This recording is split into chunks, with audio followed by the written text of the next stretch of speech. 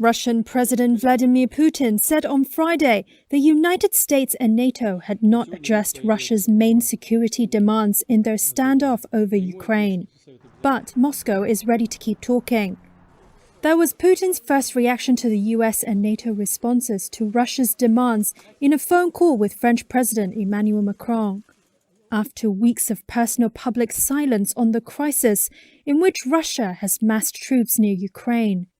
The Kremlin quoted Putin as telling Macron he would study the written responses provided by Washington and NATO this week before deciding on further action. It said attention was drawn to the fact that the US and NATO replies did not take into account Russia's principal concerns. Those include avoiding NATO expansion, not deploying offensive weapons near Russia's borders, and returning NATO military capabilities and infrastructure to how they were before former Warsaw Pact states in Eastern Europe joined.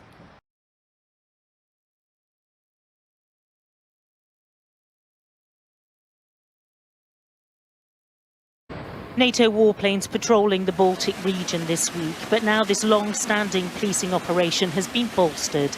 Danish fighter jets deployed to NATO's edge in Lithuania, and the welcome ceremony for the personnel was a public occasion for a reason, designed to send a message to Russia.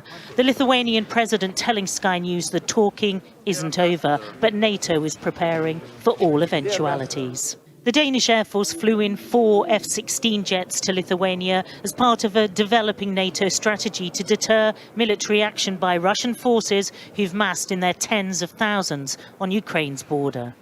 Concern has grown in the Baltic states in recent days as Russian forces and equipment have moved into Belarus. The two nations now carrying out joint military exercises.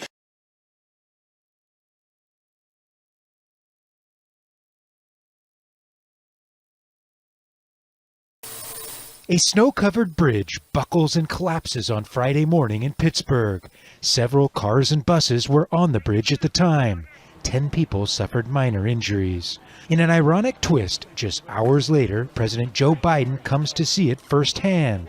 He's on his way to deliver a speech nearby, remarkably about America's crumbling infrastructure. The bridge was built nearly a half-century ago. Like dozens across the city of Pittsburgh, the federal government rated it in poor condition back in 2011. And more than 3 years ago, this Twitter user highlighted its corroded steel beams. It's unclear if it had ever been fixed.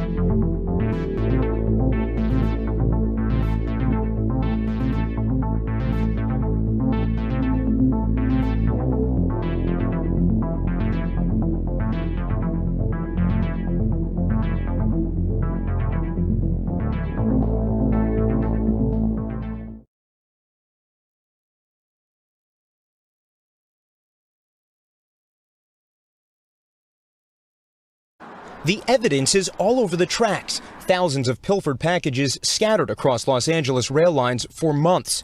Right alongside the stolen TVs and tablets, more than 80 guns. LA police officials revealing to NBC News this week that one crew's August haul included a cache of semi-automatic shotguns as well as pistols. Officials say only 2 of the firearms have been recovered so far.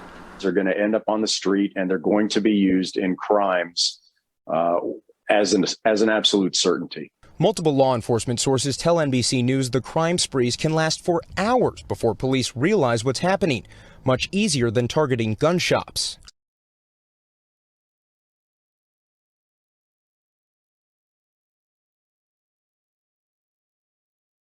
The River Yala pours into Africa's largest lake, Lake Victoria.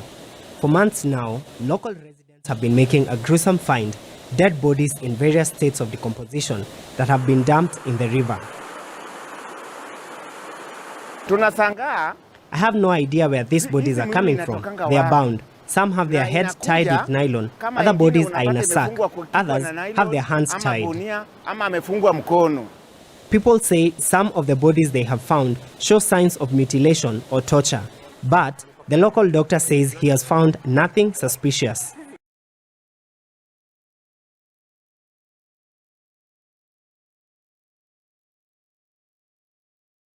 The coronavirus, not the one from Wuhan, this is another coronavirus. But interestingly, or ominously, it was flagged by scientists in Wuhan. They're calling it NeoCov. How is this one different from the Wuhan virus? You see, coronavirus does not refer to one virus. It refers to a group of viruses. It's a type like SARS-CoV-1 or SARS-CoV-2 or the MERS-CoV, the Middle East Respiratory Syndrome, MERS. These are all coronaviruses. NeoCov is another one. And just to be clear, this is not a new virus. It was first discovered in bats from South Africa. So why are we talking about it now? Because the scientists in Wuhan have flagged two big concerns. Number one, it could start infecting humans. One mutation, that's all it needs. One more mutation and NeoCov could start infecting humans. Concern number two, the mortality rate. NeoCov is apparently a mix of SARS-CoV and MERS-CoV. It is highly transmissible, like SARS-CoV, and extremely deadly, like MERS-CoV. Reports say 1 out of 3 patients could die. That's a mortality rate of around 33%.